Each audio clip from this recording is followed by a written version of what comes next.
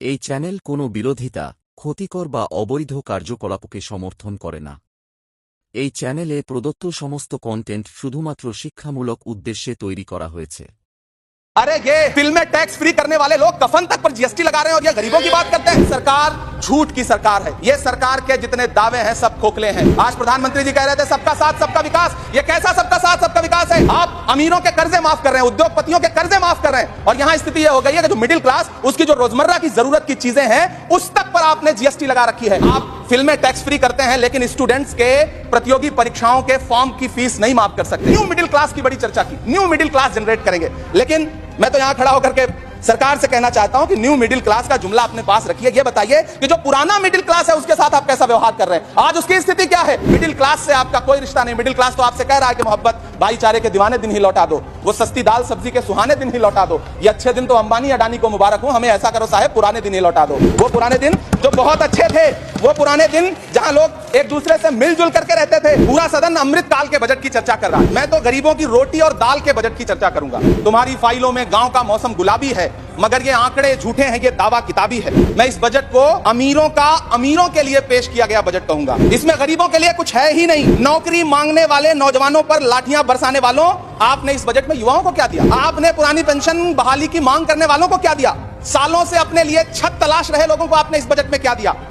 और फिर आपको पूरी उम्मीद है कि पूरा देश आपके इस पेश किए गए बजट पे लहालोट हो जाए, तालियां पीटे, मंगल गान गाए। कैसे संभव है? लोगों के सरों पर छत देने वाले प्रधानमंत्री जी के जुमलों से अलग उन्हें यह क्यों नहीं दिखता कि राज्यों में बैठे हुए उनके नुमाइंदे लोगों के सरों की छतें उजाड़ रहे हैं? उत्तर प्रदेश हो, असम हो, जम्मू कश्मीर हो, मध्य प्रदेश हो, भाजपा शासित राज्यों के बुलडोजर न सिर्फ लोगों के घरों को उजाड़ रहे हैं बल्कि कुचल रहे हैं लोकतंत्र को, संविधान को, अदालतों के मेयार को। वो एक बार इनके एक नेता एक गांव में गए और उन्होंने गांव में कहा कि गांव वालों आओ, मैं तुम्हारी समस्याएं समाप्त करना चाहता हूं। गांव वाले इकट्ठा हो गए। नेताजी ने गांव वालों से कहा बताओ तुम्हारी दो समस्याएं बताओ, मैं दोनों समस्याओं का यहीं पे समाधान करूंगा। तो गांव वालों ने कहा साहब हमारी पहली समस्या है कि हमारे यहाँ कोई हॉस्पिटल नहीं है। तो नेताजी ने मोबाइल निकाला, कहीं फोन मिलाया और मिला के फोन पे पता नहीं क्या कुछ कहा कि यहाँ गांव में हॉस्पिटल नहीं है, हॉस्पिटल तुरंत यहाँ हॉस्पिटल चाहिए। गांव वाले खुश हो गए कि 1 मिनट में यहाँ हॉस्पिटल आ रहा है। अगली समस्या के बारे में उन्होंने नेताजी ने गांव वालों से कहा कि मैंने आपकी पहली समस्या समाप्त कर दी, दूसरी समस्या बताओ। तो गांव वालों ने कहा साहब इस गांव में कोई भी मोबाइल का नेटवर्क ही नहीं है। ये है इनके काम करने का तरीका, ये है झूठ बोलने का तरीका। झील में पानी बरसता है हमारे देश में, झील में पानी बरसता है हमारे देश में, खेत पानी को तरसता है हमारे देश में, जिंदगी का हाल खस्ता है हमारे देश में, दूध महंगा खून सस्ता है हमारे देश में। क्यों हर दिन 31 किसान आत्महत्या करने को मजबूर हैं? ये सरकार उन पर क्यों बात नहीं करती? कीमत तो बहुत बढ़ गई शहरों में धान की, लेकिन विदा ना हो सकी बेटी किसान की। मौका मिला तो लोगों ने कुर्सी के वास्ते तस्वीर ही बिगाड़ दी हिंदुस्तान की। साल 2 करोड़ नौकरियां देने का दावा करने वाली ये सरकार 10 साल में युवाओं को नौकरियां नहीं दे पा रही है। 20 करोड़ नौकरियों का बोझ है इस सरकार के कंधे पर, और 2024 में देश देखेगा कि उन्हीं 20 करोड़ नौकरियों के बोझ तले दबकर बैठ जाएगी ये सरकार। ये देश देखेगा, क्योंकि जिस ओर जवानी चलती है उस ओर जमाना चलता है। देश का युवा नाराज है, देश का युवा गुस्से में है। ऐसे में उसकी पीड़ा को इस बजट में कहीं भी आवाज देने की कोशिश नहीं की गई। देश ये कैसा बनाया आपने, लूट कर पैसा बनाया आपने।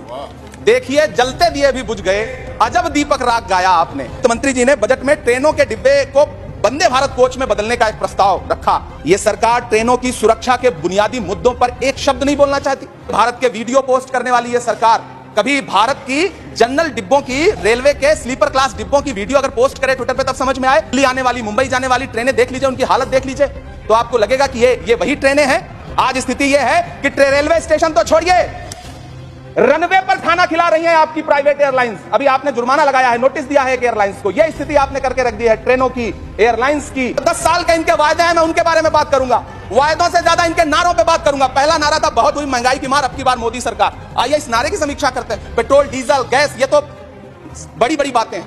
आटा, चावल, दूध, दही, पनीर, छाछ, सब चीज पे जीएसटी। आप कह रहे हैं सबका साथ सबका विकास। आप बात करते हैं बेटी बचाओ बेटी पढ़ाओ। हमारी आंखें हाथरस से लेकर, कठुआ से लेकर के, और देश की जंतर मंतर की सड़क वो देख रहे हैं। जो हमारी ओलंपिक पदक लाने वाली बेटियों को प्रधानमंत्री की चौखट पे अपना मेडल रख देना पड़ रहा है। इससे शर्मनाक क्या हो सकता है? मैम, कृषि विकास दर जो 2014 में 4.6% थी, इस वर्ष गिरकर 1.8 कैसे हो गई? तो मंत्री जी ने बजट में ट्रेनों के डिब्बे को वंदे भारत कोच में बदलने का एक प्रस्ताव रखा अपने भाषण में। ठीक है, ये सुनने में कानों को बहुत अच्छा लगता है, लेकिन मैम ये सरकार ट्रेनों की सुरक्षा के बुनियादी मुद्दों पर एक शब्द नहीं बोलना चाहती। बालासोर हादसे में घायल हुए लोगों की चिता की राख अभी तक ठंडी नहीं हुई है। भारत के वीडियो पोस्ट करने वाली ये सरकार कभी भारत की जनरल डिब्बों की, रेलवे के स्लीपर क्लास डिब्बों की वीडियो अगर पोस्ट करें ट्विटर पे तब समझ में आए। बिहार से, इलाहाबाद से, लखनऊ से दिल्ली आने वाली, मुंबई जाने वाली ट्रेनें देख लीजिए, उनकी हालत देख लीजिए, तो आपको लगेगा कि ये वही ट्रेनें हैं। आज स्थिति यह है कि रेलवे स्टेशन तो छोड़िए, रनवे पर खाना खिला रही हैं आपकी प्राइवेट एयरलाइंस। अभी आपने जुर्माना लगाया है, नोटिस दिया है एयरलाइंस को। यह स्थिति आपने करके रख दी है ट्रेनों की, एयरलाइंस की। कागजों पर तो आप कितना भी वंदे भारत और बुलेट ट्रेन सर पर दौड़ा लीजिए, लेकिन असल में भारत की ट्रेनों की डिब्बों की सवारियों की हालत देखने लायक है। अगर सरकार खुली आंखों से उसे देखना चाहे तो देखे और उनकी स्थिति सुधारे।